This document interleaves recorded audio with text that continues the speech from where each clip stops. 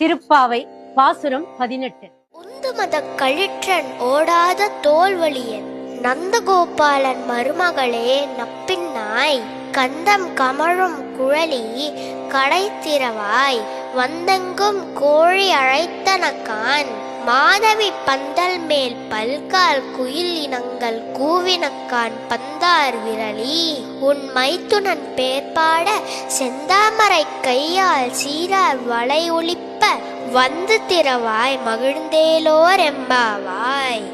இந்த பாட்டு லக்ஷ்மி தாயாரான அந்த நம்பினைய பத்தி வர்றதுனால இந்த வார்த்தை, இந்த பேரு ஆண்டாள் மட்டுமே சொல்லி இருக்கா அப்படிங்கிறாங்க. வேற எந்த புராணத்திலையும் இந்த நப்பின்னைன்ற பேர் வரலையா. அப்படிப்பட்ட அந்த நப்பின்னைன்ற பேர் கொண்ட லக்ஷ்மி தாயார நடுவுல நிப்பாட்டி இருக்கிறோம்.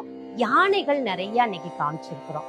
அப்புறம் யானை மேல இருக்கக்கூடிய விளக்கு, அங்கங்க யானை, நிறைய யானை கூட்டங்களை தான் இதுல காமிச்சிருக்கிறோம். ஆண்டாள் பக்கத்துல இருக்கக்கூடியது அந்த தொங்கு விளக்குல கூட யானையை காமிச்சிருக்கிறோம். ஆண்டாள் அந்த விளக்கு வெளிச்சத்துல அவ்வளோ அழகா நமக்கு காட்சி தர்றா. ஆண்டாள் அப்பதான் அவ யோசிக்கிறா, ஏன் இன்னும் எந்திரிச்சு வரல? நம்ம தப்பு பண்ணிட்டோம். எப்போதுமே பெருமாள் கோவிலுக்கு போனா முதல்ல தாயார நம்ம பார்த்துட்டு தான் பெருமாளை பார்க்க போனோம். அதுதான் முறை.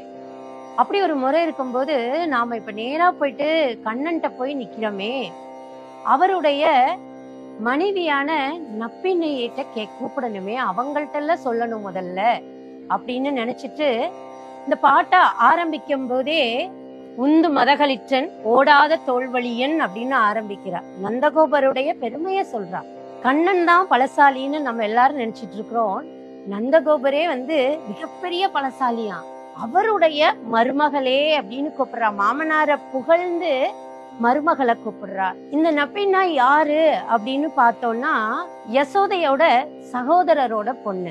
இந்த பாட்டுல நப்பினைய பத்தி ஆண்டாள் குறிப்பிடும் போது, வாசனையான கூந்தலை உடைய பெண்ணி, உன்னுடைய மைத்துனனான கண்ணனுடைய பெருமையை பாடுறதுக்காக தான் நாங்க வந்திருக்கிறோம், நீ கதவை திறக்கிறியா அப்படின்னு கேக்குறா. இந்த வார்த்தைகள், இந்த மைத்துனன், நீ உறவை சொல்லி அவங்க பேசினதுக்கு அப்புறம் நப்பின்னை கண் விழிச்சு பாக்குறாங்களாம். ஆனா அவங்க என்ன கேக்குறாங்கன்னா, யார் இப்படி ராத்திரி பாடிட்டு இருக்கிறதுன்னு கேக்குறாங்க.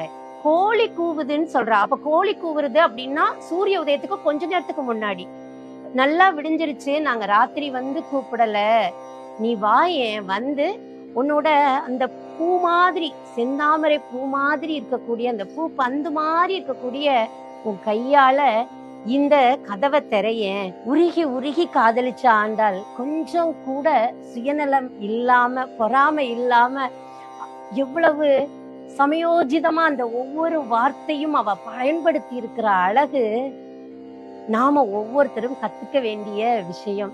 அடுத்த பாடல்ல நப்பினை கதவை திறக்கிறாங்களா அப்படிங்கிறத பார்க்கலாம். மீண்டும் நாளை காலை பாசுரம் 19 உங்களை சந்திக்கிறேன். நன்றி, வணக்கம்.